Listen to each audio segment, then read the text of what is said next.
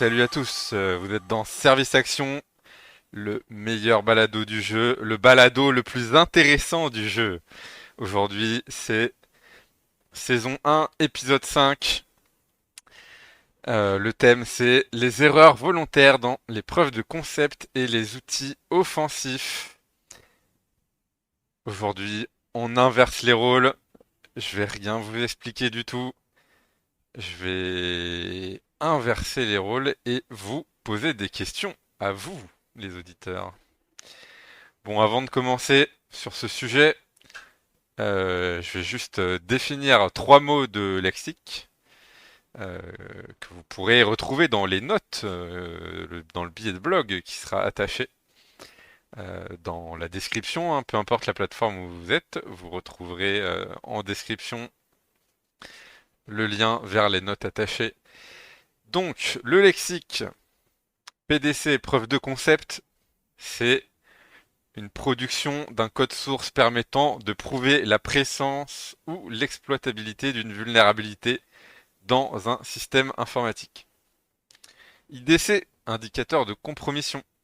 Ce sont des artefacts observés sur un système informatique indiquant une intrusion informatique avec un haut niveau de certitude. Piratin, pirate amateur à la recherche d'une intrusion facile, souvent irresponsable et sans éthique, qui utilise des scripts déjà existants, disponibles gratuitement sur Internet, pour effectuer ses attaques malveillantes. Très bien, très bien.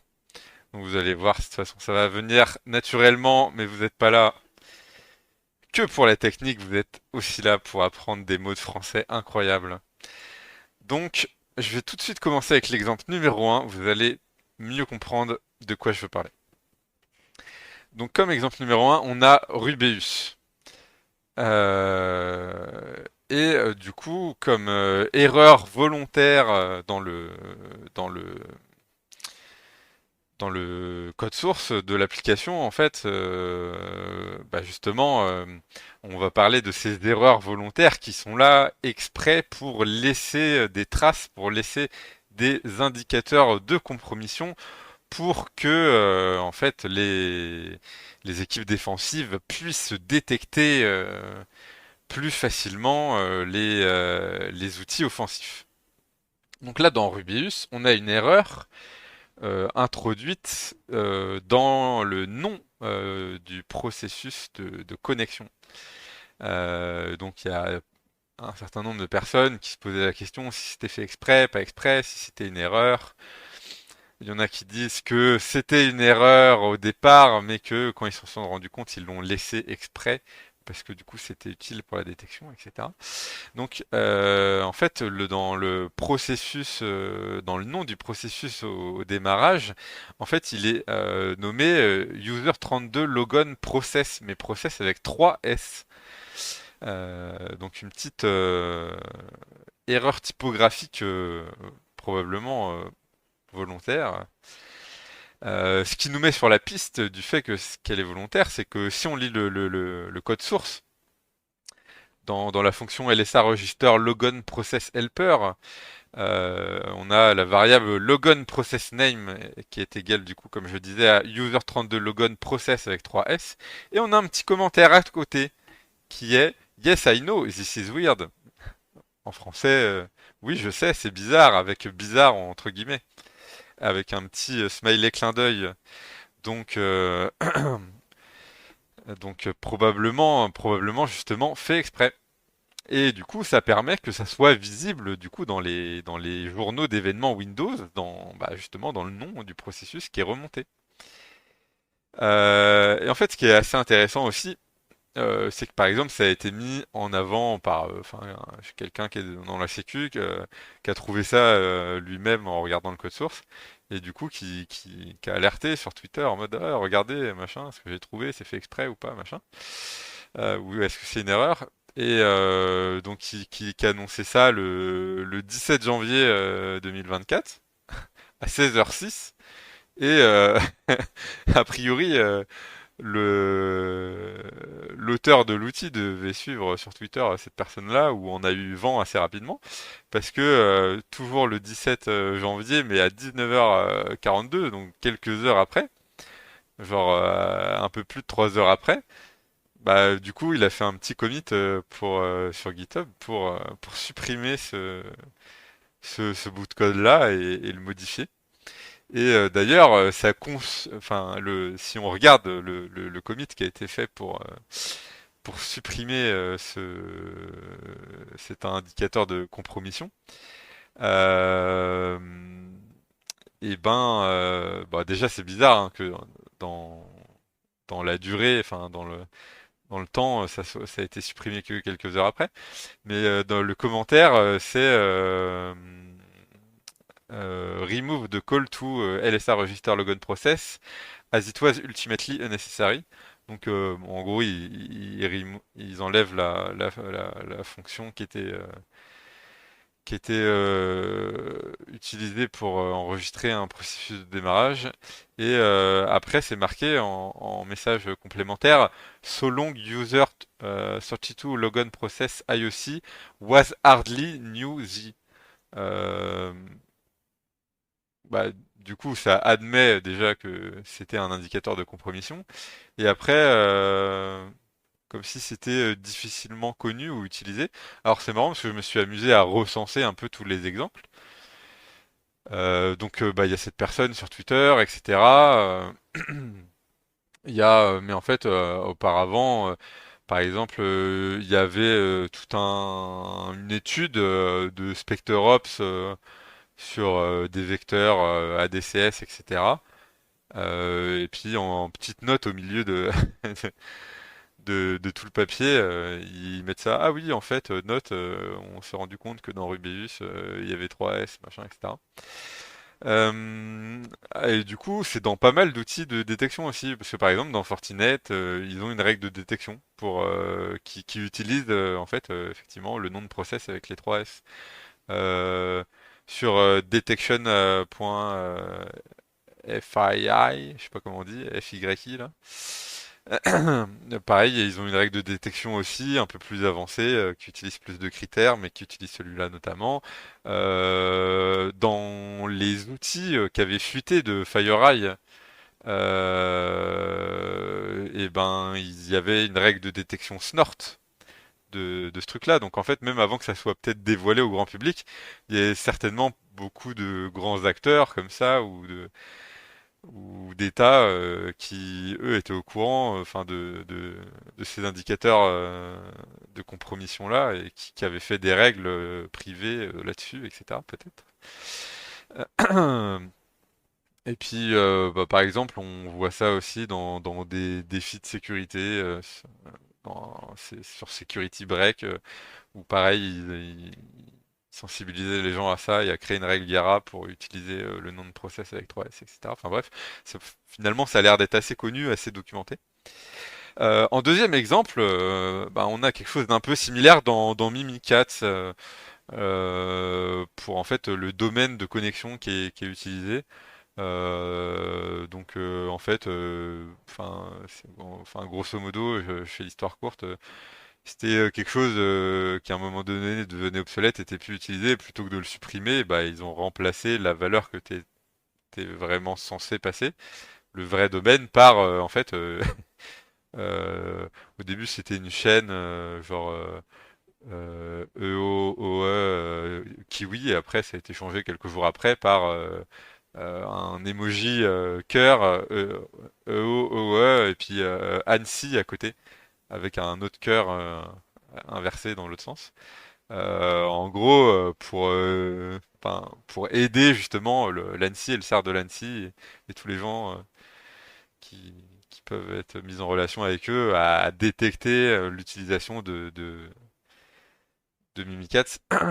Donc, bah, toutes les personnes qui compilent sans relire le code ou qui utilisent les binaires précompilés, bah, du coup, ils vont laisser des traces, quoi. Donc ça a été mis en avant sur Twitter et sur GitHub en 2015, en septembre-octobre 2015. Donc pareil, hein, dans les notes, j'ai le lien, il y a tous les liens que je vous dis à l'oral, et puis les extraits de code et tout. A priori, c'était connu de l'ANSSI, etc. C'était surveillé. Dans les ressources spécialisées, par exemple sur AD Security, pareil, ils en parlent de ces indicateurs de compromission-là, etc. Donc pareil, ça a l'air d'être assez documenté. Et puis peut-être un truc, enfin, où on s'en rend compte plus facilement, c'est toutes les preuves de concept qui sont sur Exploit Database, EDB, qui sont du coup bah, des preuves de concept plus ou moins de mauvaise qualité, écrits plus ou moins à la va-vite, avec par exemple, en fait, par exemple, si c'est un script Python, on va l'exécuter comme ça un peu vite fait, sans trop le lire ou en le lisant vite fait, parce que de toute façon on se dit oui, c'est un CTF, c'est une machine. Dans un lab, c'est pas un client, donc pas trop grave de toute façon de pas s'assurer de ce qu'il y a dedans. Si ça crache ou si ça essaye de faire des trucs. Et puis bah souvent on se rend compte que ah, bah tiens ça marche pas parce qu'il y a une virgule en trop ou ça marche pas parce qu'il manque des guillemets ou des parenthèses. Ah ça marche pas parce que en fait malgré le paramètre qui est censé prendre l'adresse IP, il y a quand même à un moment donné une chaîne de caractères avec une valeur codée en dur dedans, genre 127.0.0.1 ou je sais pas quoi. Ah ça marche pas parce que il y a un saut de ligne ou une indentation en trop, etc. Et on se dit oh mais quand même c'est bizarre. Enfin que la personne elle s'est pas relue ou qu'elle n'a pas euh, euh, publié quelque chose enfin, qui fonctionne, qu'elle l'ait pas testé avant de le publier, puis peut-être chez Offensive Security, c'est pareil, ils n'ont pas vu, ils n'ont pas testé, enfin bref. Mais en fait, bah, parce que probablement que finalement, en fait, c'est fait exprès pour que ça soit pas directement utilisable à l'emploi. Donc, enfin, vous avez déjà peut-être en tête un certain nombre de questions, mais moi j'en ai noté plein et je vais être assez exhaustif. Donc, sur toutes ces erreurs qui sont ouvertement volontaires ou qui ont l'air volontaires, euh, la première question c'est, bon, admettons du coup qu'il y a justement, comme on en a parlé juste avant, qu'il y a des personnes qui écrivent des outils ou qui écrivent des preuves de concept de vulnérabilité et qui mettent volontairement des erreurs dedans. La première question, c'est est-ce que on doit le faire? Est-ce que doit-on placer ce genre d'indicateur de compromission dans les preuves de concept? Bah, du coup, pour lutter, enfin pour pouvoir détecter facilement les piratins. Euh, donc, est-ce que c'est bien de le faire ou pas? Et puis, est-ce que c'est vraiment efficace? Parce que on n'a pas forcément trop de stats sur combien il y a de gens qui se font avoir avec ces trucs-là. Euh, qui surveille réellement tous ces indicateurs-là. Parce qu'on peut faire la différence des fois aussi entre bah, justement tout ce que je disais, quand c'est les erreurs de syntaxe, les virgules en trop, les trucs comme ça, où c'est vraiment tu le lances, le script il marche pas, où là ça va empêcher que le script marche, enfin fonctionne de base. Donc il va falloir le corriger pour déjà pouvoir le faire marcher. Et là, tout ce qui était plus indicateur de compromission, où ça laisse des traces exprès, là c'est plus pour pas pour empêcher d'utiliser, mais pour détecter. Et donc là, c'est pour obliger vraiment à comprendre ce qu'on fait, quoi. Et donc voilà, est-ce que c'est, enfin, parce que est-ce qu'il y a vraiment des gens qui surveillent ces indicateurs de compromission là? Parce que là, le premier où je donnais avec Rubeus, bon, a priori, il y a plein de règles qui sont utilisées dans les solutions de sécurité et tout ça. Mais peut-être qu'il y en a d'autres. En fait, bon, l'auteur, il a mis des règles de compromission exprès. Enfin, il a prévenu personne, mais personne ne le sait, personne ne l'a détecté. Enfin, donc déjà, est-ce que c'est efficace? Après, enfin, les questions qu'on se pose, c'est est-ce que les piratins, ils arrivent vraiment à utiliser ce genre d'outils? Parce que pour les preuves de concept sur ExploitDB, on peut se dire que oui, tu vois, dans un CTF, un challenge, un truc, un défi, pardon. Euh, ok, mais par exemple, bah, je sais pas, Mimikatz, on est sur de la post-exploitation un système Windows, etc. Donc ça veut dire qu'il faut déjà réussir à avoir compromis, à avoir des privilèges élevés sur des machines, etc. Donc ça veut dire qu'il faut quand même avoir les compétences d'avoir, enfin, fait toutes les étapes préalables, etc. Donc en fait, est-ce qu'il y a vraiment des piratins qui utilisent Mimikatz, tu vois? Enfin, pareil, encore peut-être même encore pire pour Rubeus, c'est peut-être encore plus, enfin, à un certain niveau qui est déjà, enfin, de juste utiliser l'outil de base sans quoi que ce soit, c'est déjà pas forcément accessible à des gens qui ont pas trop de compétences. Donc bon, est-ce que c'est, enfin, est-ce que ça sert vraiment à quelque chose du coup? Euh, alors du coup, est-ce que ça ciblerait pas, pas les piratins, mais plutôt des utilisateurs avancés, mais qui auraient la flemme de relire le code source et pour détecter des cybercriminels qui seraient un peu flegmatiques? Parce que bon, ouais, mais quel genre à ce moment-là? Parce que, enfin, si on prend des cybercriminels vraiment avancés, par exemple les menaces persistantes avancées, bah, on sait qu'ils vont développer leurs propres outils, qu'ils vont relire les outils sur étagère ou en source ouverte qu'ils utilisent, qui vont, s'ils les utilisent, ils vont certainement les modifier. Déjà, ne serait-ce qu'en premier lieu, pour pouvoir évader toutes les solutions de sécurité qui sont basées sur des signatures. Donc eux, ils vont pas se faire avoir non plus, enfin, parce qu'ils vont faire leur propre truc ou ils vont modifier, etc. Enfin, donc en fait, si c'est pas les débutants qui vont se faire avoir, ni les très avancés. En fait, c'est qui? Enfin, parce que finalement, peut-être que les intermédiaires, au final, c'est que des auditeurs et ceux-là, ils sont pas malveillants. Donc, est-ce que ça a vraiment un intérêt de mettre des trucs pour qu'ils soient détectés, puisque de toute façon, déjà de base, ils cherchent pas à se cacher. Donc, en fait, est-ce qu'il y a vraiment, si on se posait la question, est-ce qu'il y a vraiment un public cible, ou est-ce que voilà, il y a des espèces de cybercriminels vraiment de niveau intermédiaire qui se font avoir, etc. Peut-être. Moi, je réponds pas aux questions, hein, je pose juste des questions. Là, je vous ai dit, on inverse les rôles. Donc, après, il y a peut-être d'autres techniques de faire plutôt que de mettre des traces comme ça, parce que est-ce que en fait, pour avoir des indicateurs de compromission pour la détection, enfin, si on parle de binaire précompilé, est-ce que finalement le haché du binaire c'est pas déjà suffisant? Bon, après, c'est peut-être pas le plus performant, non, je sais pas si le binaire est lourd ou j'en sais rien. Euh, Est-ce que, par exemple, dans tous les binaires, il y a toujours enfin, dans ces outils-là, il y a toujours 1 milliard de commentaires. Donc après, qui peuvent potentiellement partir si le binaire est strip, entre guillemets, s'il est nettoyé.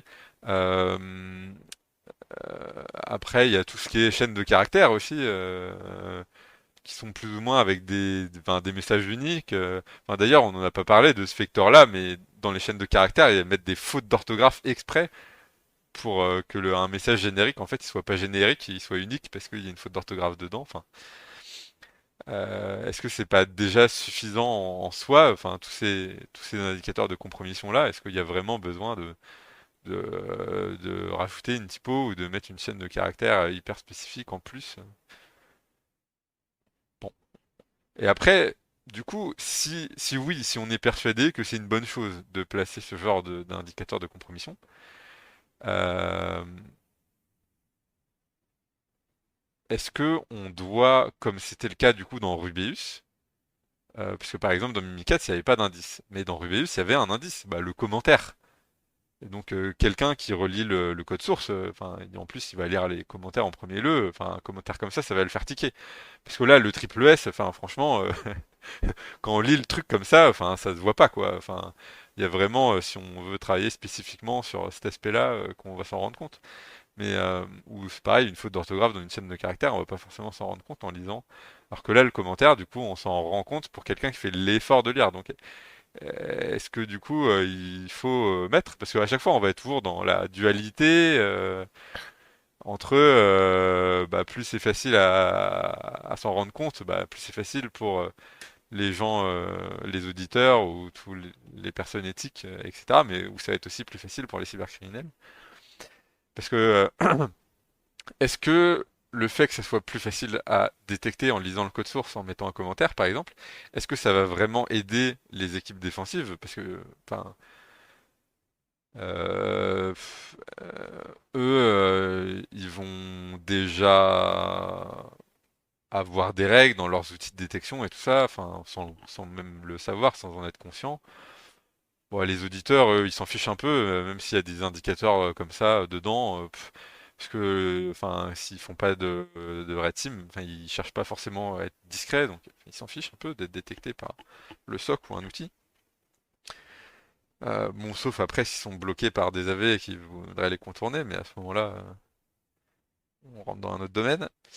Euh, Est-ce que, bah, du coup, ouais, ça risque d'aider les cybercriminels, etc. Bon.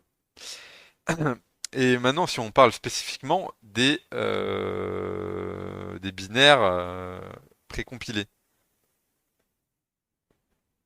parce que là, si cette fois-ci le but, si le but, par exemple, recherché, c'est pas que ça soit facilement détectable, mais que ça soit, par exemple, d'empêcher l'utilisation de certains outils par des piratins, bah à ce moment-là, en fait, juste fournir le code source est-ce que ça serait pas suffisant à, à repousser, à décourager les piratins? Parce que bon, t'as une base de code sans fichier d'explication et sans binaire précompilé en C Sharp. Ça, même des gens qui sont pas débutants, des fois, ça les rebute à utiliser l'outil, quoi. Parce qu'ils ont la flemme d'aller le compiler, machin, lancer une VM pour faire ça et tout. Enfin bref. Euh, Mais ça encore, bah ça aide pas à la détection, ça aide juste à ce qu'on utilise l'outil. Et quand bien même on n'aurait pas la flemme qu'on prend et qu'on le compile, ça prouve pas qu'on a lu ce qu'on a exécuté et ce qu'on a compilé. On peut très bien prendre le truc, faire compiler dans Visual Studio et puis au final, on sait pas ce qu'on exécute quand même.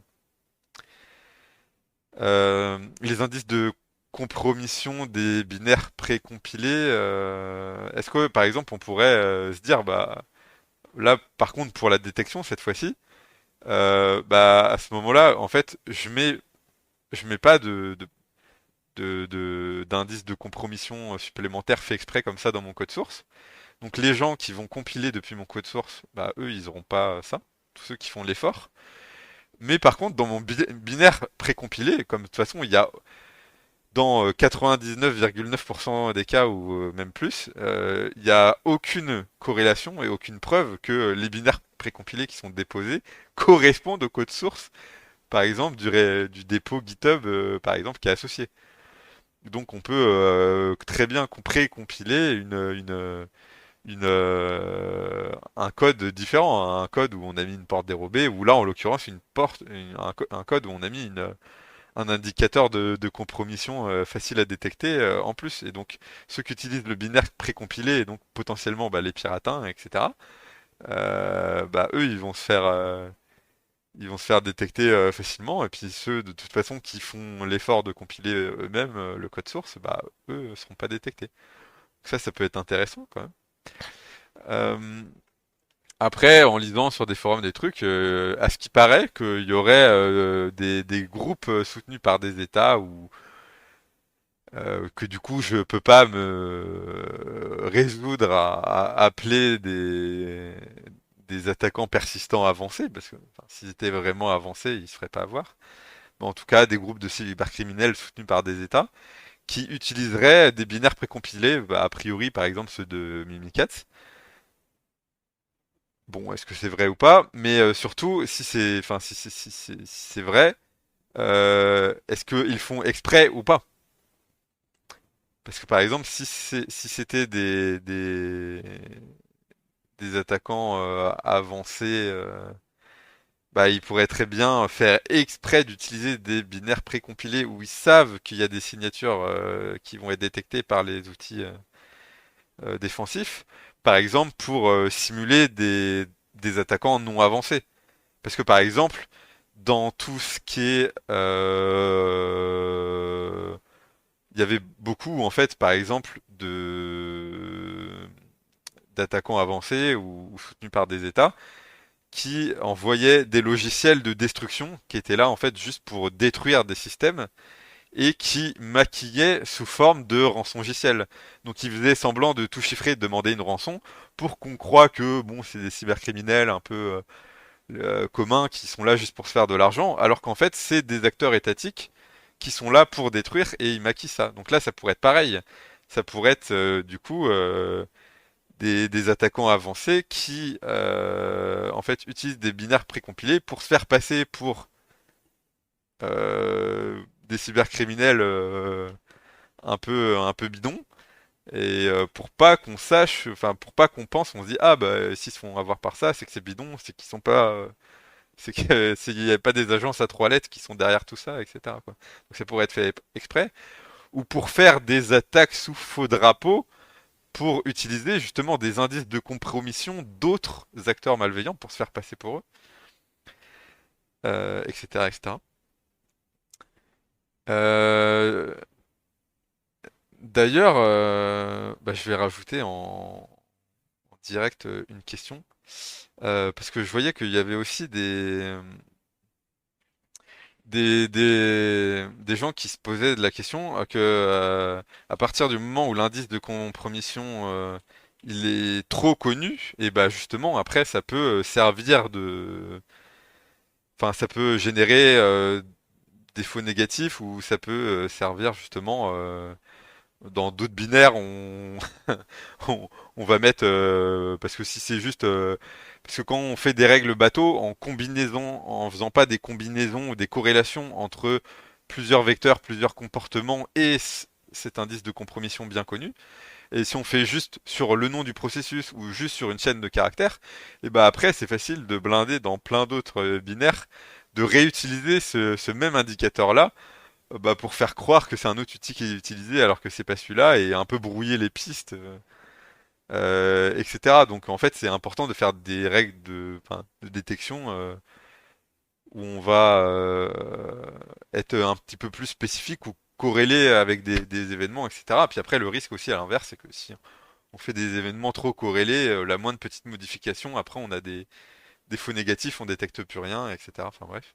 Donc difficile en vrai d'écrire des bonnes règles de détection, qui sont au bon niveau, qui ont le bon compromis. Puis pour finir, la dernière grande catégorie de questions, en fait,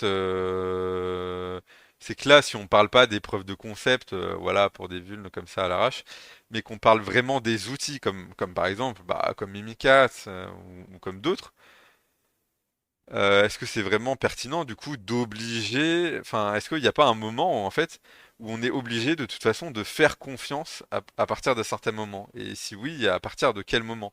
Parce que par exemple, pour un outil qui a une base de code, beaucoup de lignes de code, qui a une base de code très conséquente, bah, ça va être compliqué, ça va être difficile de passer du temps, énormément de temps, plusieurs jours, plusieurs semaines, à auditer l'ensemble du code source pour voir s'il n'y a pas des portes dérobées, pour voir s'il n'y a pas des comportements, même involontaires, qui pourraient être dangereux pour le SI du client, s'il n'y a pas bah, des indicateurs de compromission qui feraient qu'on serait détecté hyper facilement, etc., etc. Donc, à part des gens qui vont faire de la rétime mais qui vont peut-être tout réécrire d'eux-mêmes, etc.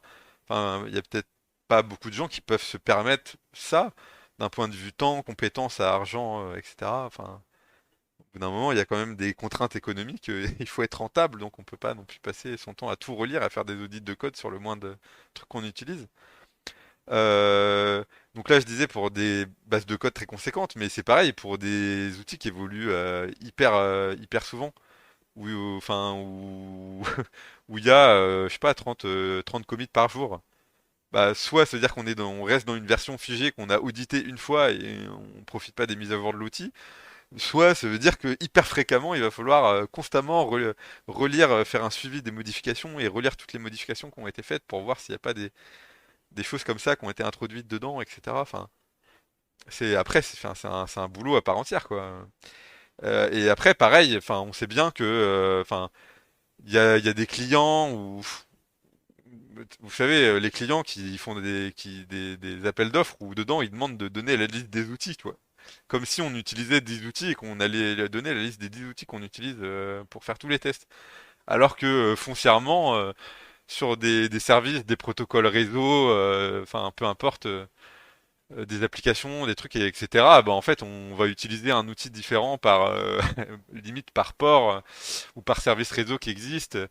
On va utiliser 1 million d'outils différents en fonction des systèmes d'exploitation, des versions de noyaux qu'il y a dessus, en fonction des applications. Il y a quasiment un outil par application ou par quadriciel ou par langage de programmation, etc., etc. Enfin, c'est vraiment. C'est- Donc en fait, enfin, quand on fait vraiment un peu l'état de tout ce qu'on utilise comme outil, en fait, on en utilise des centaines et à part des outils comme Nmap ou comme NetExec ou comme Burpsuite, qu'on va utiliser de manière un peu polyvalente dans beaucoup d'outils. En fait, après, tous les autres outils qu'on utilise, c'est quasiment du cas par cas. Donc, en fait, vu les centaines d'outils qu'on utilise, ou au moins les dizaines pour des gens qui ont peut-être moins d'expérience, comment, enfin, vu la masse d'outils qu'on a à relire, on peut pas tous les relire, hein, du coup, enfin, c'est pas possible. Donc, il y a bien et puis après, c'est pareil, il y a aussi une variété des langages de programmation. Donc, au bout d'un moment, ça veut dire qu'il faudra acquérir enfin, des compétences pour pouvoir détecter des portes dérobées ou des comportements ou des trucs comme ça dans du C Sharp, du Rust, du Go, du Ruby, du Python, du Perl, enfin, au bout d'un moment, on peut pas être expert en tout, quoi. Enfin, donc, et puis, si on se pose la question, honnêtement, vous avez déjà tous utilisé Nmap. Qui a déjà lu le code de Nmap? Personne. Personne ne fait ça. Donc c'est facile de prendre un peu de haut les autres et dire ah t'as lancé un script, t'as lancé un outil et t'as même pas lu le code, t'es vraiment un script qui dit si tu t'es fait avoir c'est bien fait pour toi. Enfin t'es un piratin pardon. Euh, euh, Enfin ou pareil pour NetExec ou SQLMap ou je sais pas. Enfin en fait bah, personne le fait en vrai. Enfin donc en fait il y a peut-être une limite, il y a peut-être un compromis de toute façon de conscience, de confiance pardon quand est-ce qu'on va relire le code qu'on exécute et quand est-ce qu'on va pas le relire. Euh, et avant de passer sur ça, bah, il y a aussi toute la problématique des outils propriétaires. C'est que là, on me parlait de relire le code avant de l'exécuter. Bah, oui, c'est bien, mais il y a un présupposé, il y a une hypothèse qu'on n'a pas dite avant de faire notre théorème. C'est que le présupposé, c'est que le code source, il est ouvert et qu'on peut le lire. Parce que quand on est sur du code source propriétaire,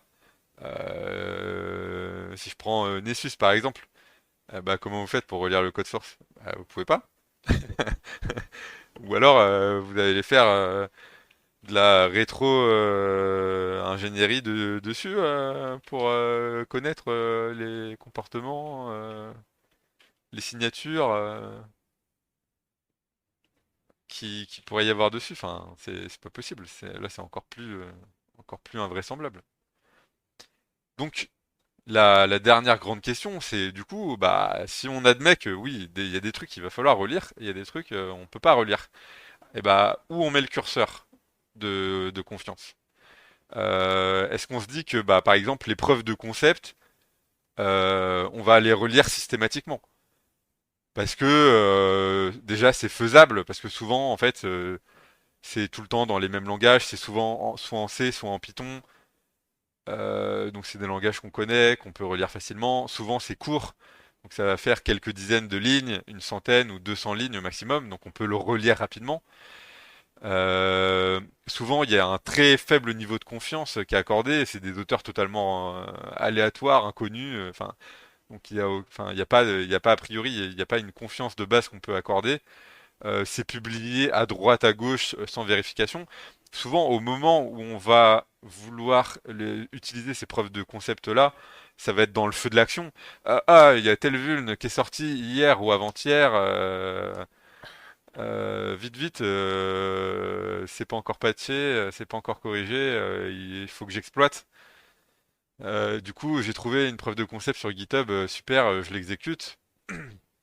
Euh, Bah, ça vient juste de sortir, donc personne n'a forcément fait trop attention. Bah, tout le monde est un peu dans l'euphorie de vouloir essayer le truc rapidement, être le premier.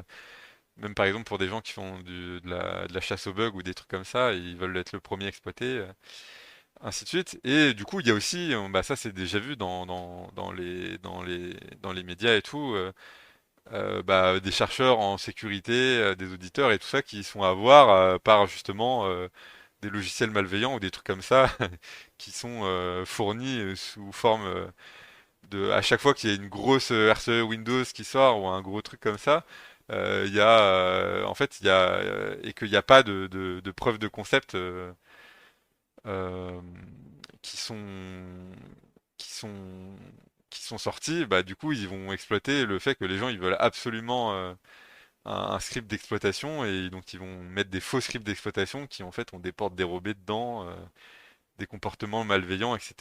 Bah, pour abuser de bah, justement de la confiance de tous les gens qui vont prendre le script et l'exécuter sans relire ce qu'il y a dedans. Donc on peut peut-être potentiellement on peut se dire bon c'est peut-être déjà un bon truc de dire bon pour les preuves de concept, pour les scripts comme ça, euh, on relit systématiquement, on fait pas confiance. Et c'est réaliste et c'est réalisable de le relire systématiquement. Ok? Mais après, pour les outils, là c'est plus compliqué.